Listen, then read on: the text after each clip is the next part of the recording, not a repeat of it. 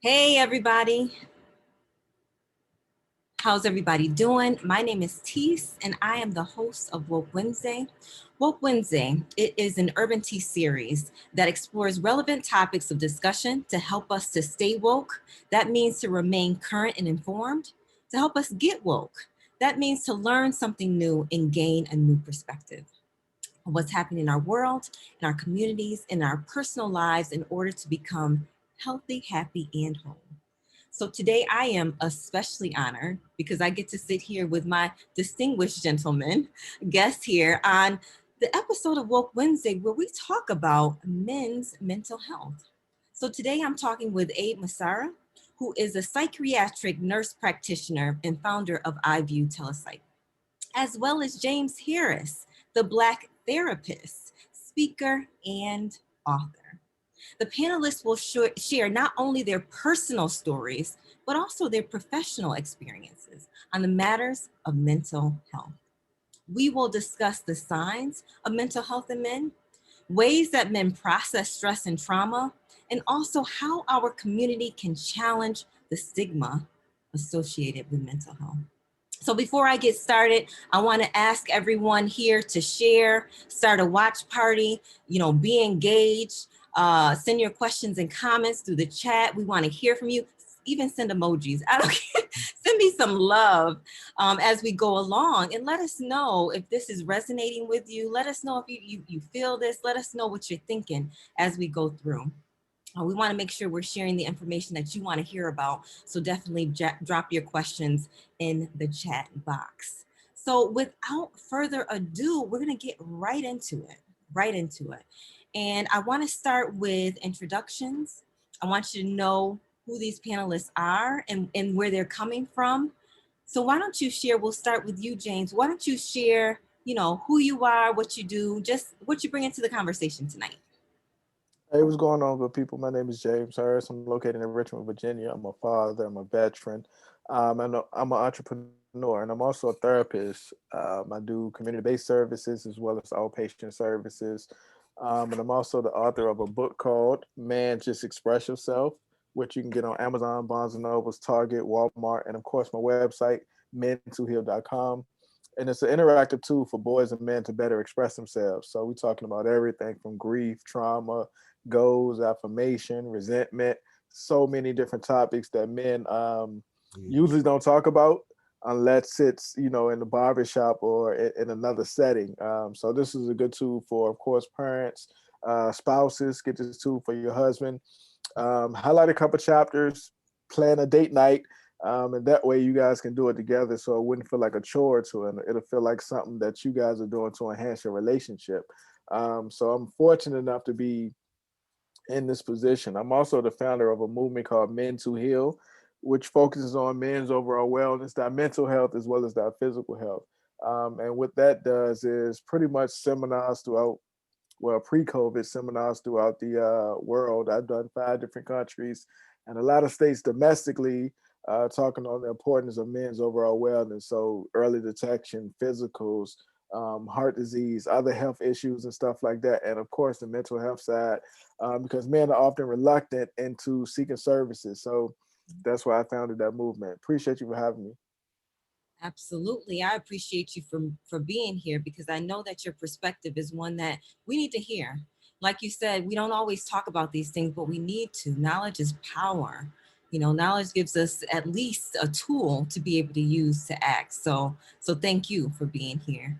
Abe, what you got? Who are you? How you doing, guys? Thanks for having me, and it's nice meeting you, brother. My name's Abraham Masara. I'm a board-certified psychiatric NP, owner and founder of Telepsychiatric Services, which we've been in practice for about 6 years. And I just saw Telepsych as being the wave, the wave of the future. So that's why it was called iView. And we also run a non-for-profit called iMobile Health Mission. We collaborate with a lot of different organizations to target trauma in the community, violence, and things of that nature. We do a lot of community work on that end.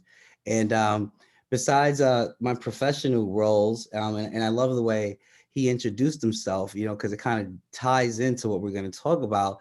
The other roles I play, I've been a husband of 10 years.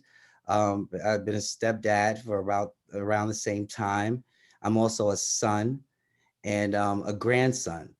And all those roles have a certain level of demand. You feel pulled and pushed in different directions. And I guess that's a good segue to kind of jump into, men and mental health. Yeah.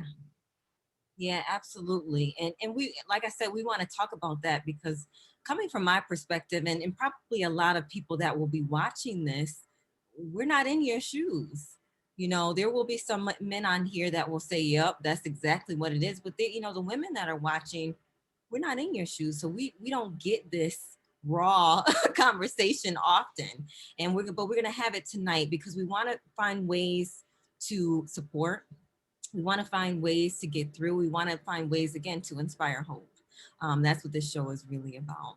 So I want to start with just the current status. Like, what is your view on the current status of talking about mental health and acceptance of mental health?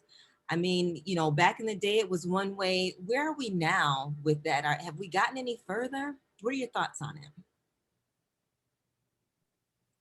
Yeah, in regards to gender and mental health, women are more likely to to seek help once their symptomology impairs their functionality. Unfortunately, men tend to seek help once the maladaptive coping mechanisms take place, such as the substance abuse.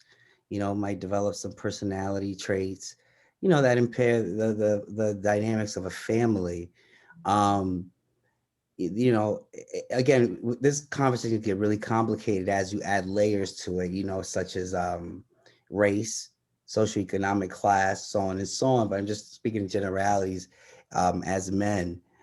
So, men, tend to seek mental health once they're at their rock bottom. And it's unfortunate because there's a lot of things that you can do to prevent, men from hitting rock bottom.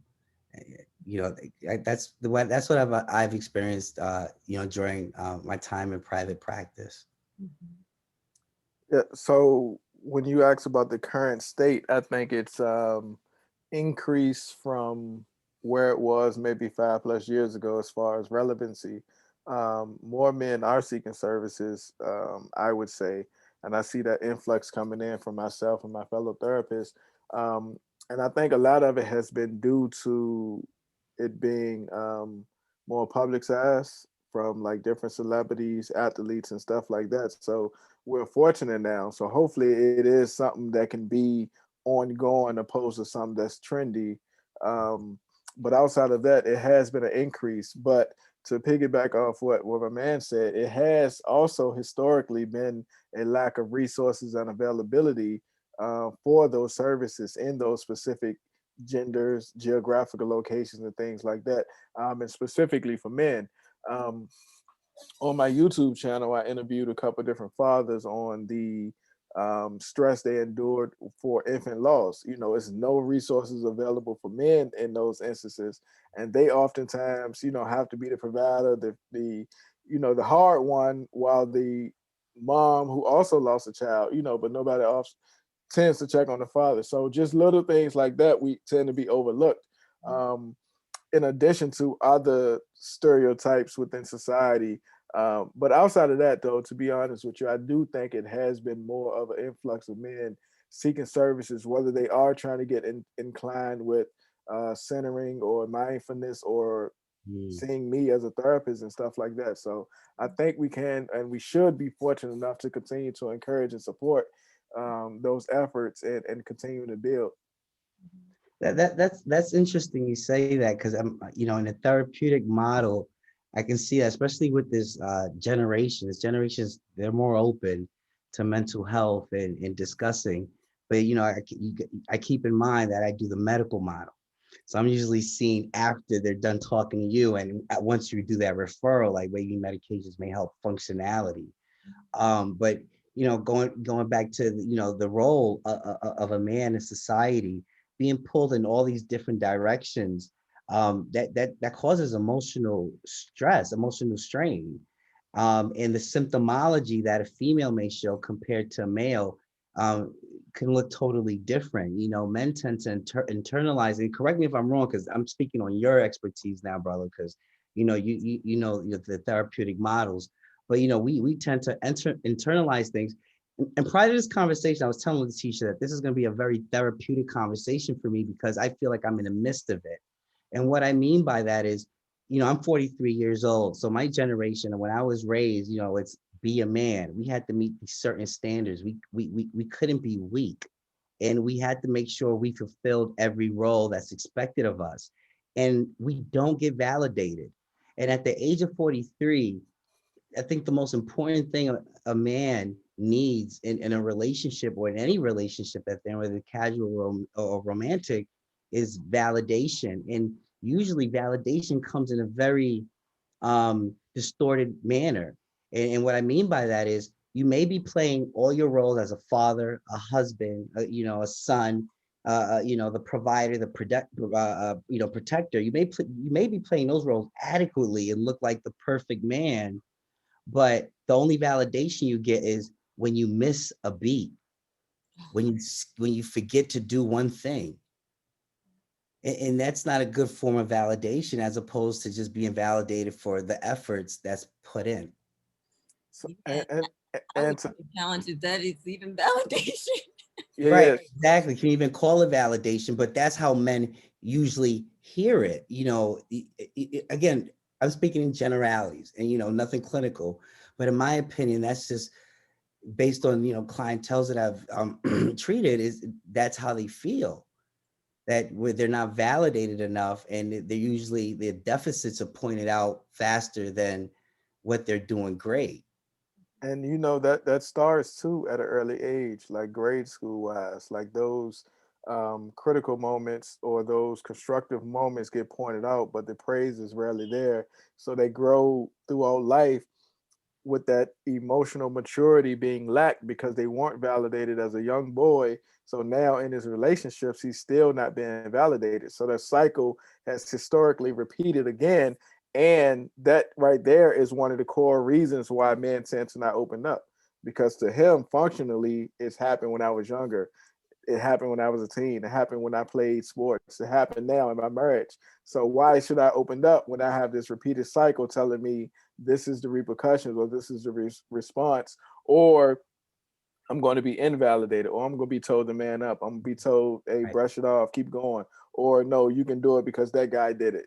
So those things tend to happen, which makes him internalize it as if I might as well not tell them about it, because they're going to tell me what to do with my experience, opposed to providing me service, assisting me, or, helping me do research, or just a simple thank you.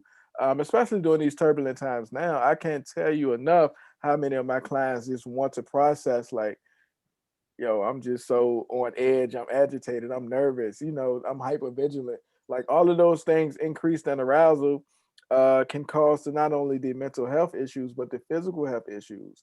That stress, those your central nervous system, all of those things playing a part. And we know the number one killer among African American men is heart disease. And you can get that from stress. You can get that from unresolved trauma, unresolved grief, and it's things that you don't process. So a simple thank you, a simple encouragement, a simple ear and shoulder can be beneficial. But historically, it's tend to get swept under the rug based on the perception of what strong is and what vulnerability is not, you know, tend to be equated to weakness in most cases. So men shut down, or they're not as vocal, or they decide to do those reckless behaviors to overcompensate for it, whether it's being promiscuous, substance use, violence, anger, aggression, irritability, like all of those things to a layperson is like, oh man, he's just mean, he's just off the hook. But to me, as a therapist and my fellow clinicians, those are signs of trauma. Those are signs of grief. Those are signs of depression. I think part of your question was how they look different between men and women. Those are some of the differences. And depression in men tend to look like anger, aggression, irritability, the sleepiness, the appetite loss, the lack of interest and pleasure, similar to women too, but the anger and irritability piece stands out more for men in depression and a couple other symptoms. So we tend to overcompensate this sense of weakness, this void, like we're less than, by being overly aggressive, or the term that floats around, toxic masculinity. That's where you start crossing that line so that you can feel that you're meeting that standard. Mhm. Yeah, and that was one of the things that I wanted to ask is about how does toxic masculinity play into men's decision to seek help, decision to talk about it, and it sounds like even men's actions. So, what's weird? Toxic masculinity is a public issue. It's not just a specific gender issue. I know a lot of men often, a lot of people often say, it's not enough men being men, or it's not men this and men that. But realistically, toxic masculinity can also come from women, and I think sometimes that's overlooked. And what I mean by that is, so many different examples of moms or wives like instilling little things that oftentimes are overlooked as a toxic trait. There is a lack of masculinity as far as the perception of what a man should be, the provider and stuff like that. But I've seen a couple different mothers fall into the stigma or the perception of what a boy should do and what a girl should do. As far as, like, I was in the grocery store with my daughter one time. We was in the toy aisle. My daughter wanted this easy bake oven, this little cart, this kid cart or whatever, and this young boy, similar size, so I'm guessing he was about the same age. So the mom was like, "No, this is for girls." So in my mind, I'm like, "Oh man, like it's an easy bake oven and it's a cart." So realistically, like, he's gonna cook one day, he's gonna shop one day. So, but for her, she wasn't thinking like that. She was just categorizing it based on gender. So, all right, cool. A couple weeks later, I see this same young lady with a man this time, probably her boyfriend or something like that. And the question was posed like, "What do you want to eat?" And she replied, "It doesn't matter. You're not gonna cook anyway." So for me, I'm like, "Oh my gracious!" Like, this I have a talk with you.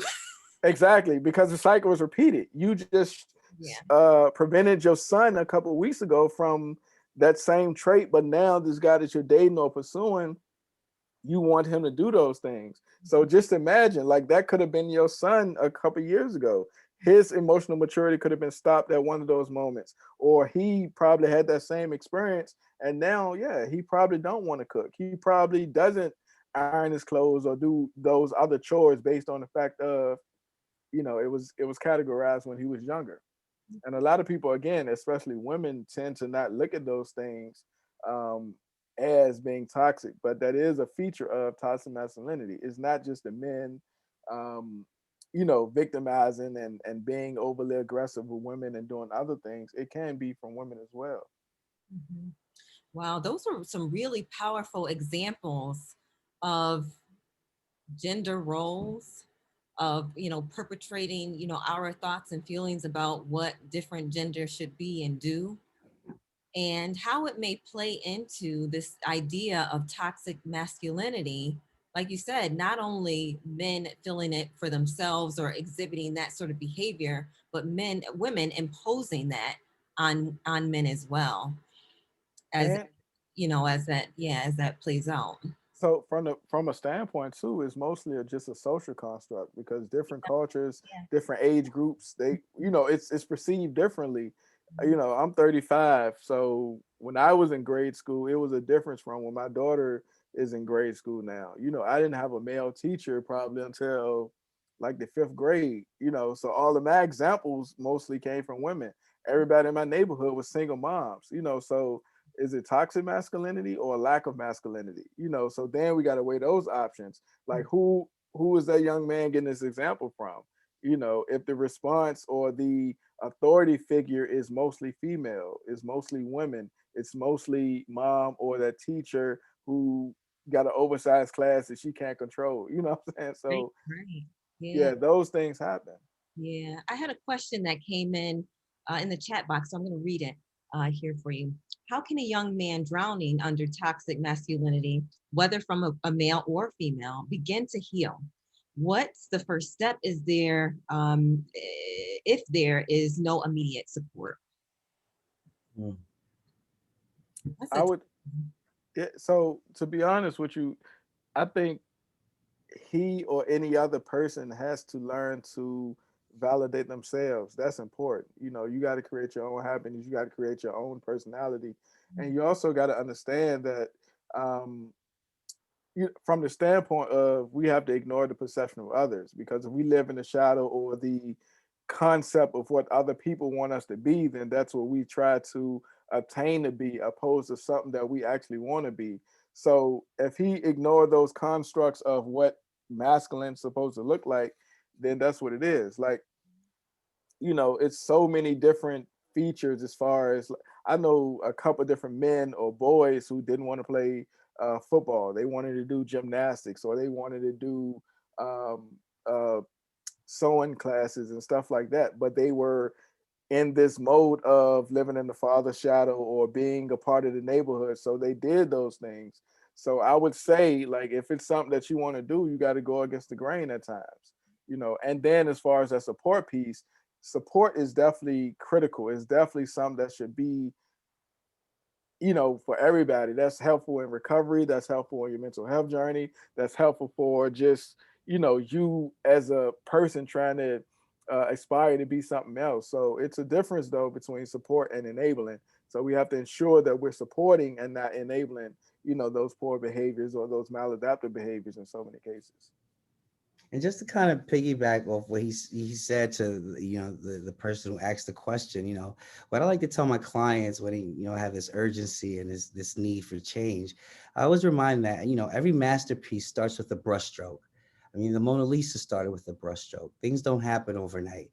This is a very slow moving science. Psychiatry, psychology, you know, being a therapist, it's very slow moving. You know, we're creatures of habit. So, you know, we're trying to uncondition these habits and the way we think, and that takes time. So the most important thing is be patient with with yourself. But secondly is it takes a level of bravery and some faith to take that leap of faith, because like you said, you're going against the grain. And you know, and part of life's journey is to start to believe in yourself. No one's born believing in themselves immediately. You know, that takes time. So for the person who asked the questions, you know, just you know, take your time, and it takes a, you know, some bravery, a leap of faith, and yeah, and definitely do what makes you happy. yeah.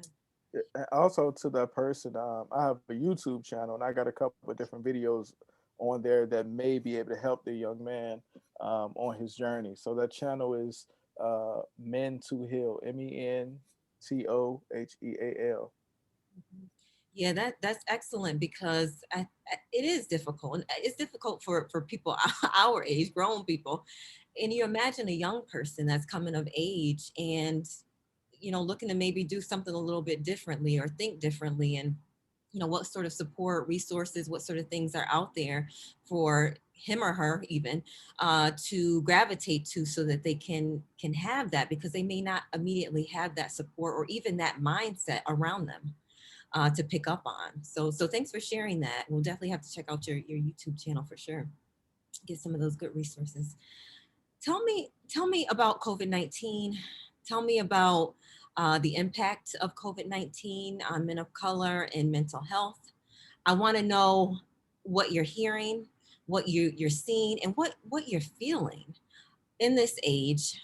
How it's different from January, say, of 2020, as opposed to where we are now. I just want to understand from your perspective, and also the people that you speak with, your clients. What's the general mode? What's the general tone? What are you feeling, and how has COVID-19 impacted men's mental health? Well, you know, a lot of the men that I treat, you know, they lost their jobs due to COVID. And as you know, this conversation started with the different roles men play in society, different, you know, stages that they have to play a role in. So they lost a big part of their identity. I mean, we spend a third of our lives working. So now your job's taken away from you. And sometimes work is therapeutic for men. It's, and what is a different subject, but work is therapeutic for men, especially, you know, when you're trying to, fulfill all these roles at home as a father, as a husband, and so on and so on. So that role was taken away from them. And then the idle time that comes with not having much going on. And again, I'm speaking just the clients that I treat. I mean, there's so many variables to every individual, but then the idle time, now they start, getting into their own heads. You start thinking, depending on what age you're in. And again, I'm speaking from a 43-year-old, and I treat it. And again, a lot of my male clients tend to come to me uh, later in life when the substance abuse, impairs their functionality and so on and so on. But the idle time has really gotten to them, and the substance use, I've seen an increase in that, especially with alcohol. There's been more, family friction, things like that. And men are beginning to realize they can't take it. They just can't continue to wear these facades and play this role and, let's wrap duct tape around it and walk it off and we'll be fine. Now they're really feeling, the SIGI caps, which is the acronym, for depression diagnosis. I mean, they're really feeling it.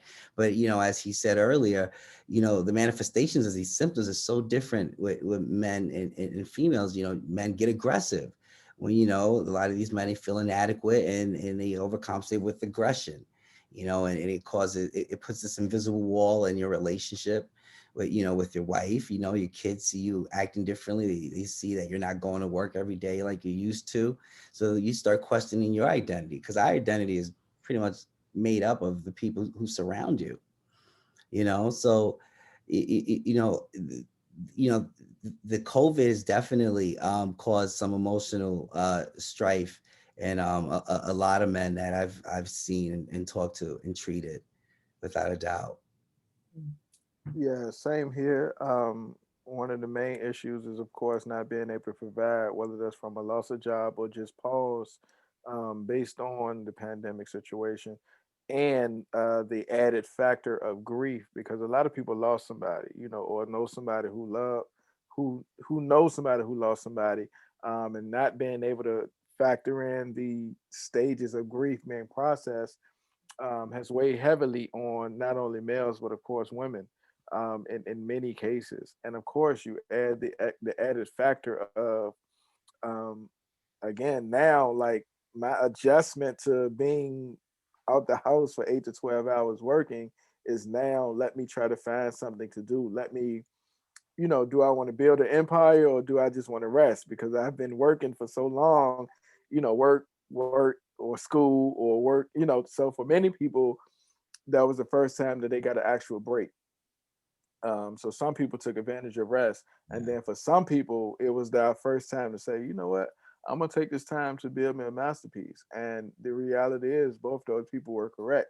If it was on you to finally catch up on rest, then do that. Or if it was on you to finally catch up on projects that you needed to do, then do that. I think the issue was, though, a lot of people were in a position to, um, they had time to take in information, not necessarily the correct information or the right information, and those created the issues to where they start viewing themselves as unproductive or less than, or, all right, I got idle time, let me have a sip of wine or have a sip of beer, and that turned into multiple, or the conflict with the partner, so the increase in domestic violence and stuff like that happened.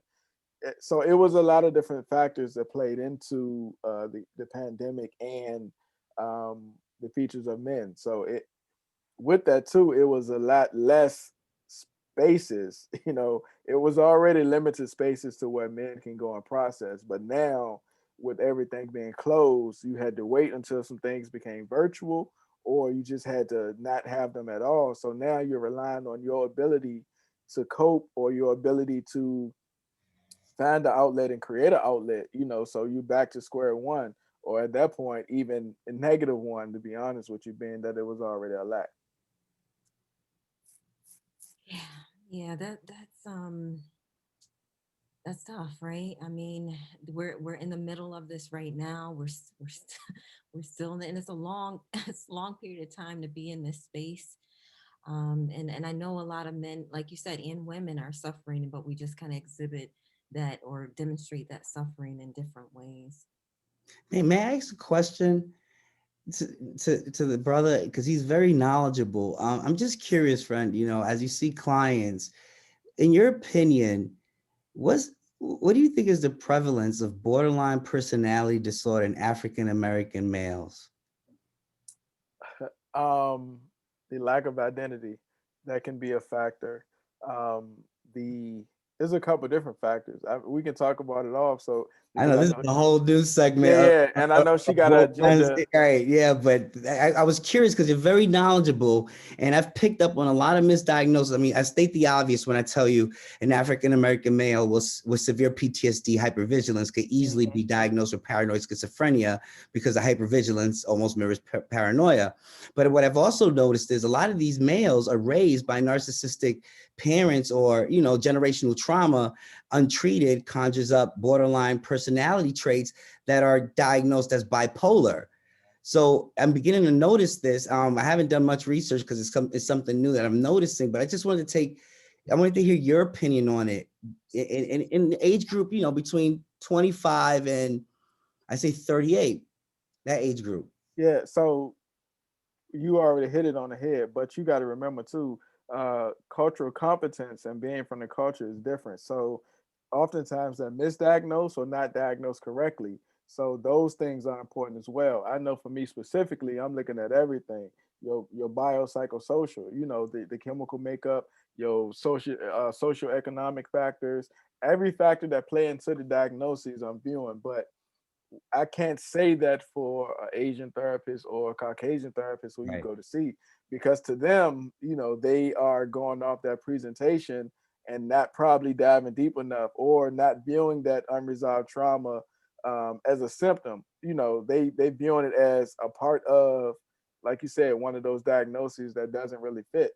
So in so many cases, that's what happened.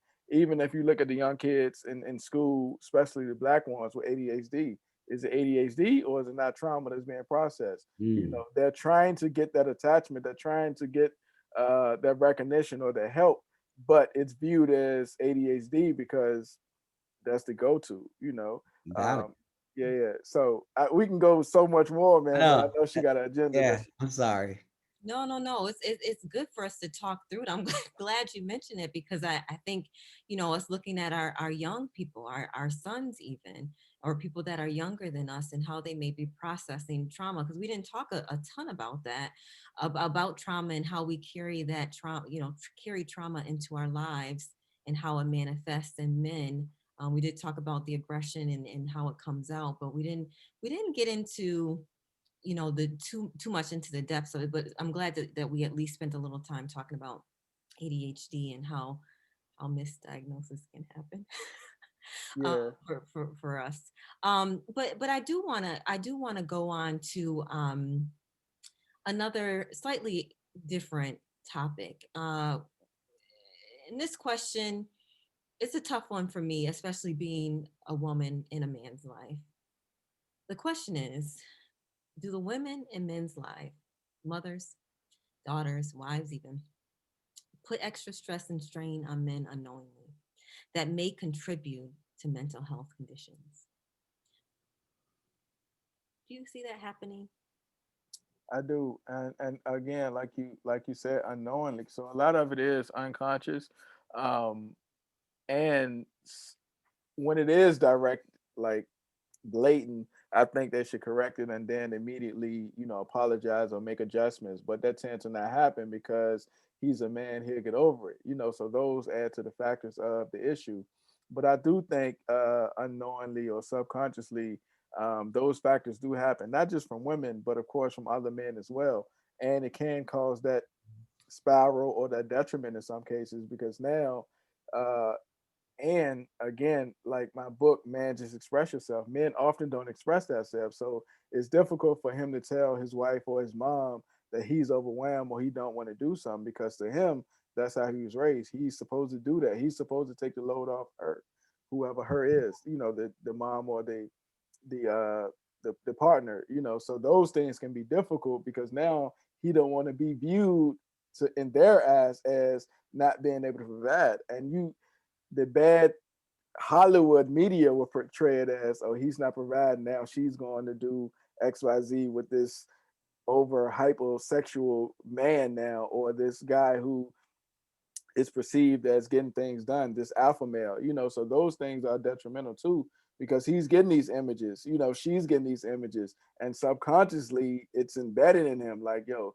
this is what I got to do. I can't say I'm overwhelmed. I can't say I don't want to do it right now, or I'm gonna say it, but it's gonna be an aggressive tone. I'm gonna be met with resistance. Wife gonna shut down. We're not gonna get nowhere. So many different factors come into that question. But I think the overall answer is yes. Unconsciously, women do add additional stressors to men. Um, whether that's even if you look at different households, I would suggest you and your partner do what's best for your household, opposed to trying to figure out this traditional guideline of, well, my parents' marriage is this way, or the people next door, they do marriage this way, or Hollywood do marriage that way. Those things can add additional pressures too, opposed to you and your partner saying, hey, this is our house, this is what we're gonna do. Because you got to remember, like, and now it's women who make more than men, but she is still requiring him to pay all the bills or whatever the case is. Like, to me, that doesn't make sense. Like, y'all household, y'all figure it out, opposed to having him working overtime, doing all this extra stuff, because of what society said or what traditionally has been. So little things like that. But it's so many other examples that can, be added to it. I agree with him 100%. It's not only the family structure. I mean, there's a cultural layer to this. There's a generational layer to this. Like, I never took a course in school on how to be a husband, how to be married. This was taught from my mom and my dad, and I seen the ups and the downs and everything in between. So that's what I carried on to my marriage. And I think, to an extent, that's how everyone learns about marriage and relationships, how they were raised. I'm this conversation is so important because I think the big takeaway is men should be allowed to feel vulnerable. Like, it's quite scary to be a man if you think about it. Like, we have to perform 24/7. And if we fail to perform, it will be pointed out. So there will be a ripple effect. Someone will point it out, and there's not enough validation because it's expected for the man to have that level of strength and be able to manage that level of stress and be almost partially stoic about it and have no emotion. I mean, let's look at our comic book superheroes. Like the brother says, embedded in us. I mean, it's in the media. To be a man, you don't show weakness, show strength. You're not allowed to be vulnerable.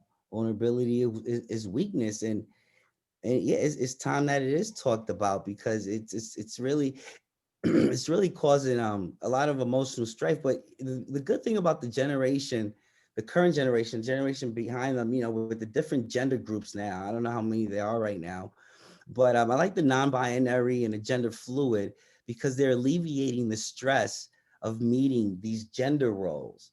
So I could appreciate that.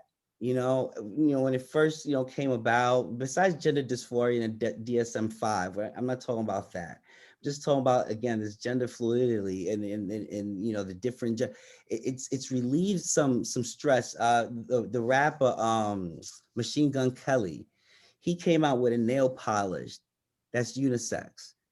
That relieves the stress. Like, oh, it's okay to be, in the hood you call it soft, but now that I'm in the adult world and I'm not in Harlem anymore, and I went to school and I educated myself, it's more like we could exhale.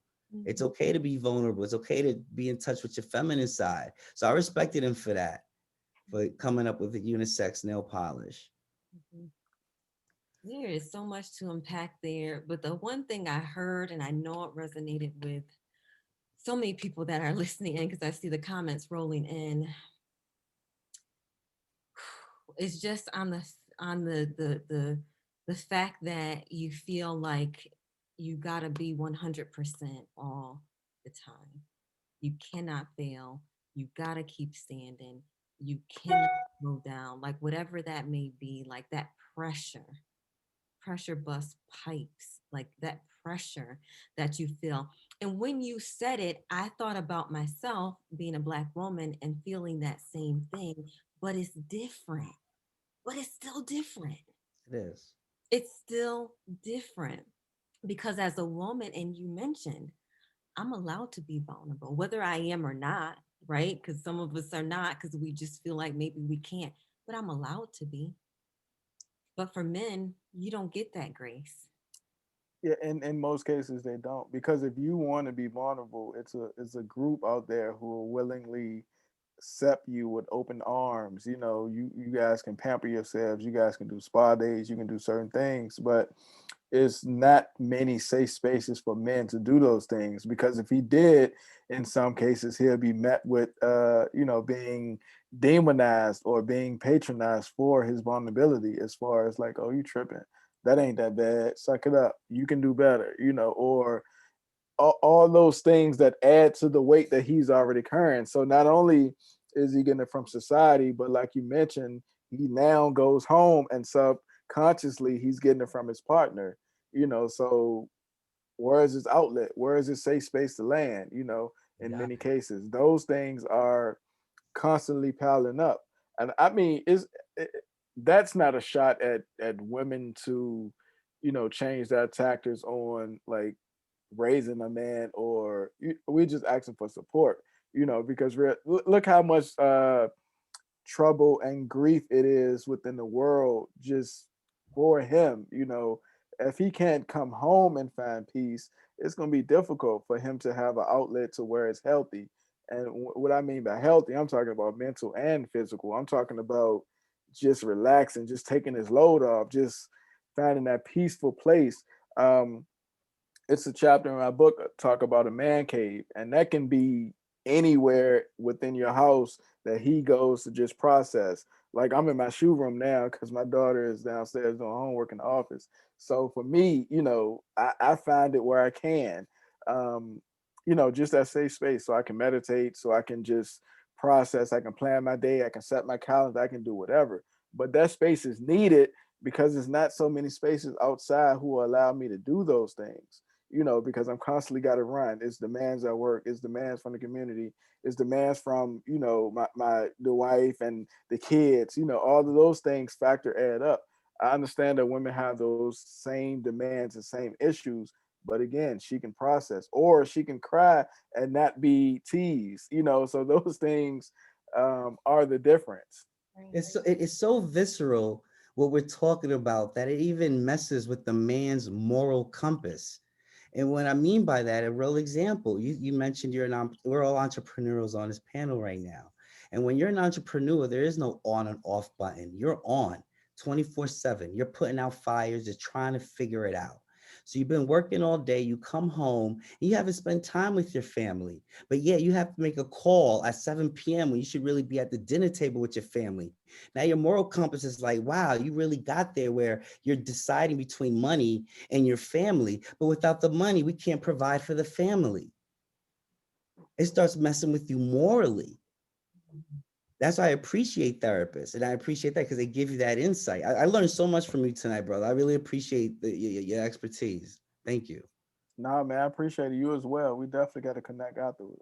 Absolutely. Yeah, we definitely are learning from both of you. But I heard that men need a place of peace. Yeah. Men need space. They need a safe space to land. They need to be able to feel like they can be vulnerable with us. Like with us.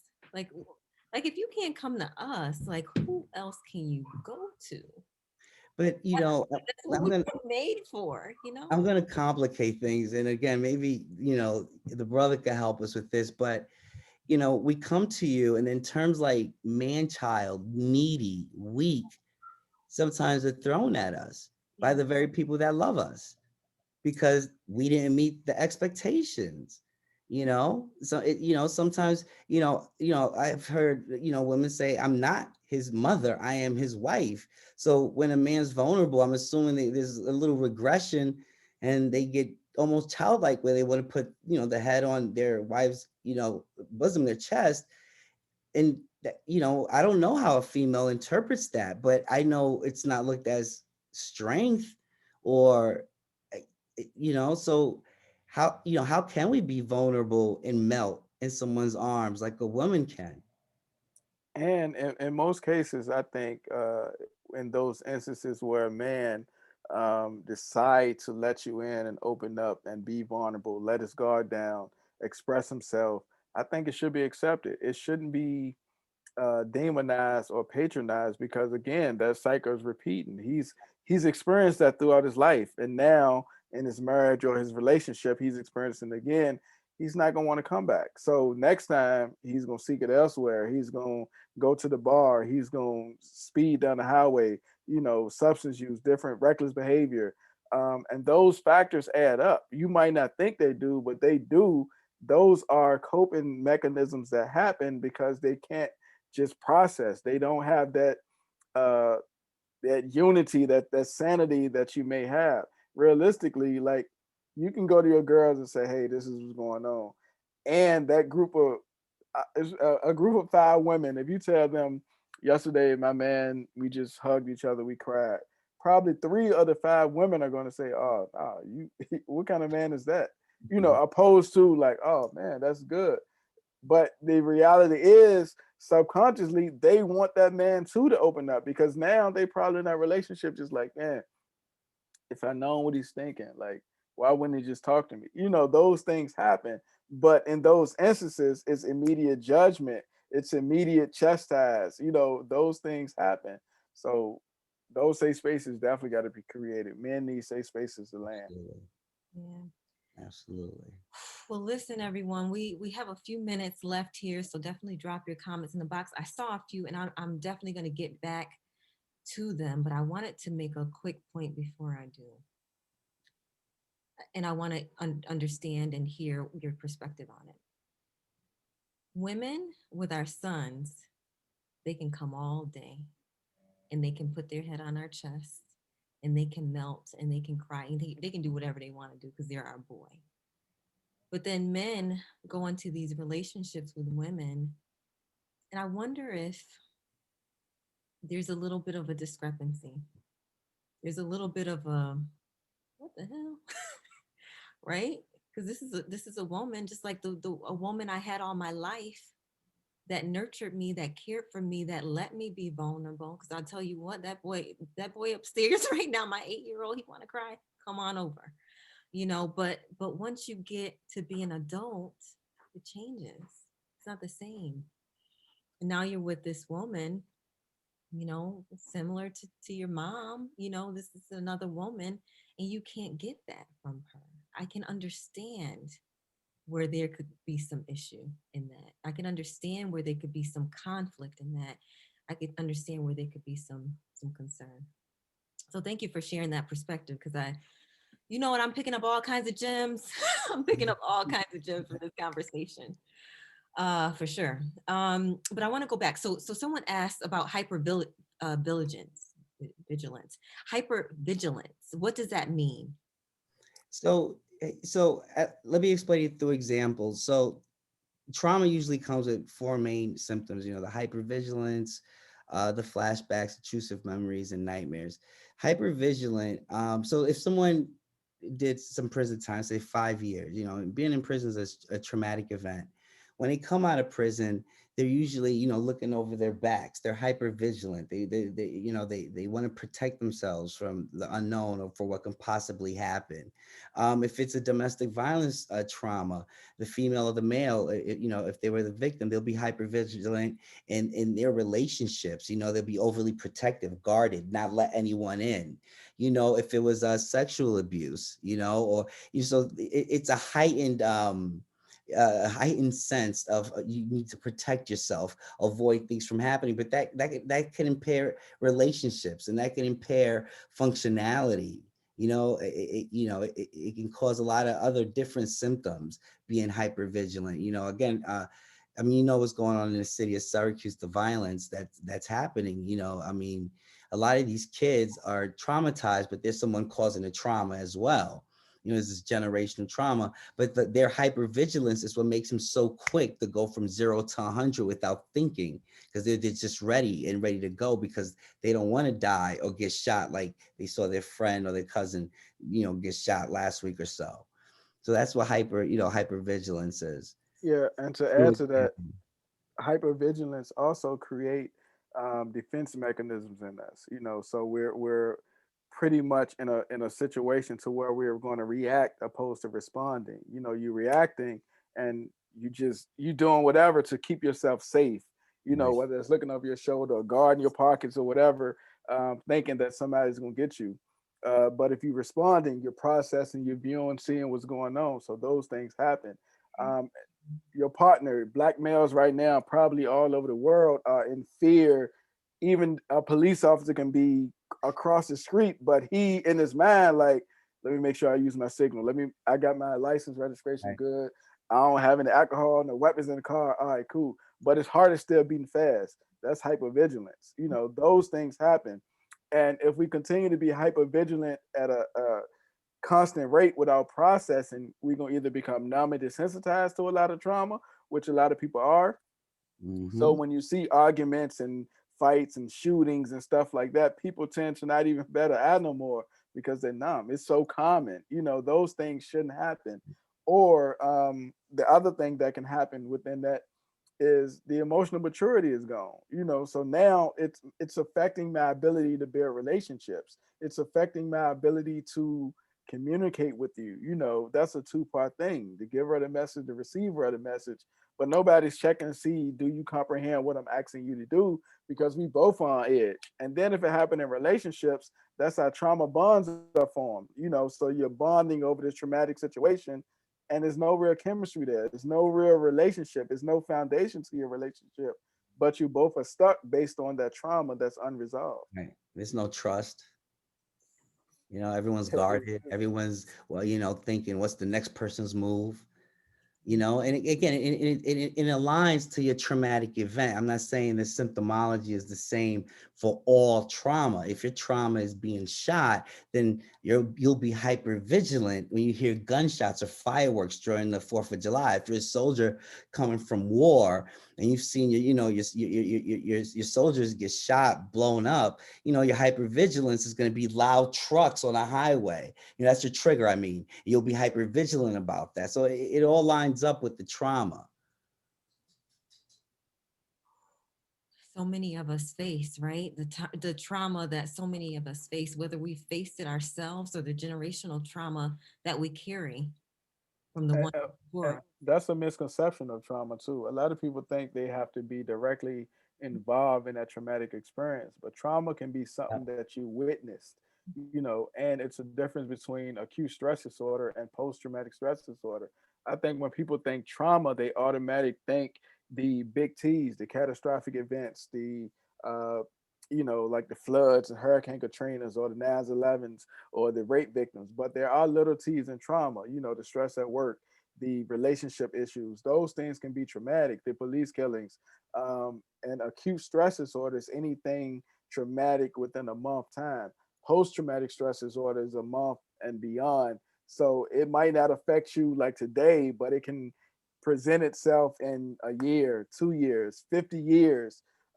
So if you're repressing those things and not processing it, it can manifest itself at your job, in your relationships, or wherever the case is. So don't feel like you escaped your trauma. You have to process it, or it will reveal itself at a time where you least expect it, and now you don't know how to react, or the people around you are vicariously hurt because you don't know how to react. And just to piggyback off that, and again, I got to give credit to Hassan with the Good Life Foundation and Noble with the Rise Above the Streets. You know, they coined this term called continuous trauma, where the trauma just doesn't end. You can't get out of that neighborhood. The people in the home are traumatizing you. You walk by a candlelight visual, you see rest in peace t-shirts, revisiting trauma over and over and over. There's just no break from the trauma. And he coined the term continuous traumatic stress disorder, which I like that term. Yeah. And it's real. I Oh mean, yeah. I feel like we're experiencing that right now, present day. I mean, it's every day is something new, to be traumatized by every single day, it seems to be. Um, so like I said, we're getting close to time. So drop your additional comments in the box. And if I missed it, please drop it again. There's so many comments and things, and I would just want to make sure I get your questions answered, but we do want to be cognizant of our panelists' time here as well. So it's so funny. I feel like we could go a whole other hour, talking about this because there's so many layers to it. There's just so many layers, but, we want to at least, reach the surface. We want to delve down deep as far as we can go, and then, leave people with something to think about from this conversation. So one thing that's critical for our community is to break the stigma of mental illness and those kinds of things in our community. So give me your take on what it might take for us to break that stigma of mental illness and mental health issues, particularly for Black men, men of color in our communities. I always like to answer this question with this example. You know, when it comes to mental illness, I like to compare it to diabetes. We all know what diabetes is. Your sugar goes too high, you get sick. Sugar's too low, you get sick. You take your sugar pill, and you eat right. You can live a great life. Well, same thing with mental illness. We're talking about serotonin, dopamine, norepinephrine, acetylcholine, whatever neurotransmitter. If it's off, you take your medication and it puts it where it should be, and then you can live a functional, loving life. Of course, with this field, there's also environmental factors, but that's a whole different conversation. But to decrease the stigma and to get people to understand mental illness, it's a chemical imbalance in your brain, like blood glucose issues, like diabetes issues, like thyroid issues. There's no cure for these things. We just give you, the medications you need to keep it within normal limits, and you live your life. It's very treatable. Yeah, and to add to that, I think what I do mostly within sessions or when I'm speaking in the community is re-educate. So part of the stigma is ignorance for the most part. Not knowing.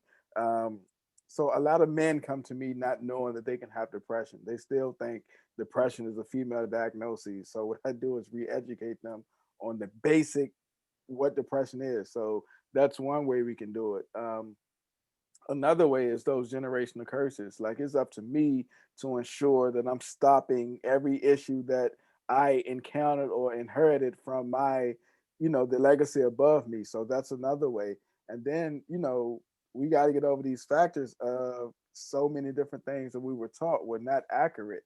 Um, being keeping stuff within the home, the religion aspect of praying it away or staying certain factors and stuff like that. So all of those things contribute to the stigma of mental health, but I definitely think we also need more safe spaces for men to be able to process those things without being victimized or bullied for their expression. Yeah, thank you for that. That gives us some actionable things to do, and I really like re-educating and even relearning, unlearning, and then relearning some things as well, because some of the things that we learned initially are not serving us right now, for sure, for sure. So I had a question that came in: how are people to recognize and adjust to what we are seeing in the headlines? Mm. um, Moderate your media intake. So be careful what you ingest and digest. That's not just from a nutritional standpoint, but that's also from a social media standpoint, from a news outlet standpoint, because there's so much information out there. All information is not good information. So definitely moderate it and filter what you need. And seeing these things repeatedly repeatedly is also traumatizing. So you definitely want to ensure that you are processing, taking a break, and you are processing everything that's going on. So it's okay to take a self-care day or mental health day and stuff like that. Increase your self-care. As a matter of fact, do some mindfulness meditation, stand up at your desk at work, stretch, walk the neighborhood, chase your kids, like do some things to get you back centered. Listen to white noise, try to get as much sleep as you can. Proper nutrition definitely help. You got to do those things so you can stay healthy and whole. If not, you're going to add to your own detriment, especially by adding all this negative content that's going around. And just to add to that, I mean, it just kind of goes along with what he said. Protect the five senses. I mean, through the five senses is how, we conjure up ideas, thoughts, behaviors, and so on and so on. So if we're talking about media, like you said, in moderation, or and in my household on Sundays we fast electronics. Go into fasting of phones for, start slow, 2 hours, 3 hours. You're gonna fast your phone. For an hour, you're gonna fast television for, and you go slowly. And then sooner than later, you could just start fasting these things. But protect the five senses and stay curious, ask questions, and do research. All right, all right, all right, all right. We are going to wrap it up. There was so much more, but we're gonna end it here. I'd love to talk to you both again at another time. I appreciate the expertise. I appreciate the perspective. I appreciate what you do. So thank you so much for coming on the show and being here with us and sharing so much, so much. I can't wait to go back to listen to to it again because I just want to get those gems. I want to just eat them up. But before we go, I do want you to tell me a little bit about your business, your platforms, anything you want to share with us on that, your goals for it. I just want to make sure people know who you are, how to get to you, and how to experience what you're giving out. All right. So the easiest way to find me is, of course, my website, www.mentoheal.com, mentoheal.com. And from there, of course, you will be able to go to my social media. You'll be able to subscribe to my YouTube channel. You'll also be able to purchase a book. But again, you can get that book on Amazon, Barnes& and Nobles, Target, Walmart, pretty much anywhere books are sold. And the movement itself, Mental Heal, you can check out the website for that. And there's also a resource page on my website. So if somebody need peer support groups, substance use, homelessness, suicide hotline, it's so many different resources on my website, mentoheal.com, mentoheal.com. Wonderful. And eight. Yeah. So again, if you want to reach out to me, you can go on my website, iviewtelepsych.com. We're currently servicing New York State and Florida, but through the grace of God, hopefully in 2 months, we'll be in 28 other states. But what I take pride in is that we're truly culturally competent. That's not just a term, a cliche I'm throwing around. We truly are. We believe in a neighborhood model clinics, being in a neighborhood where most of these maladaptive behaviors are occurring as opposed to people coming to Main Street. So we are accepting new clients. We're all inclusive. We do therapy and med management all under one roof, and we're hoping to aim for medical care as well. And again, culturally competent. So that's www.iviewtelepsych.com. And the office number is 315-391-7770. Okay, wonderful. Thank you so much. Before we end, I always like to end here. I want to end with your final message. Anything during this conversation you didn't get to share? What is your final message on men's mental health, the fact that it matters? Talk to me. Some I often say, whether I'm speaking to my clients directly or speaking publicly, feel your feelings. I know oftentimes men only are allowed to feel those negative ones, but feel all of them: the joy, the happiness, the gratification, not just the anger, resentment, and all those other ones. So feel your feelings and ignore the perception of others. Yeah, and I think I'm just gonna go back to, what he said earlier. You gotta have that space for yourself. You gotta have the 20, 30 minutes daily where you can just unplug and just be. You don't have to play any roles. You don't have to solve any problems. You can just be, and you need that room to decompress. And I believe in therapy more than medication. So it's important to get a therapist, and you don't have to like your therapist. It's just a therapist that pulls your card, guides you, and gives you insight. There, and but I truly believe in therapy, and I think that African American men need to start chopping it up with other brothers, that are professionals and trained to help you get out of the storm you may be in. Mhm. Yes, yes. Well, thank you so much. I've got so much to absorb here, and everybody else too that's watching. Definitely share with anyone that needs to hear this conversation. It's going to be here on Facebook, as well as I'll throw it up on the YouTube. Um, James, if you want to throw it up on yours, I'd be happy to share the video with you. But I just want people to understand. I want them to know this show is all about knowledge. It's about coming to know. It's about being woke, essentially, and then growing from that. So I can't thank you enough for your time shared with me tonight. You know where to find me. If you ever need anything, just reach out. Thank you everyone for being here, and I hope to connect with you both soon. Thank you. Take care. Have a good Thank night. you. Appreciate it. You too.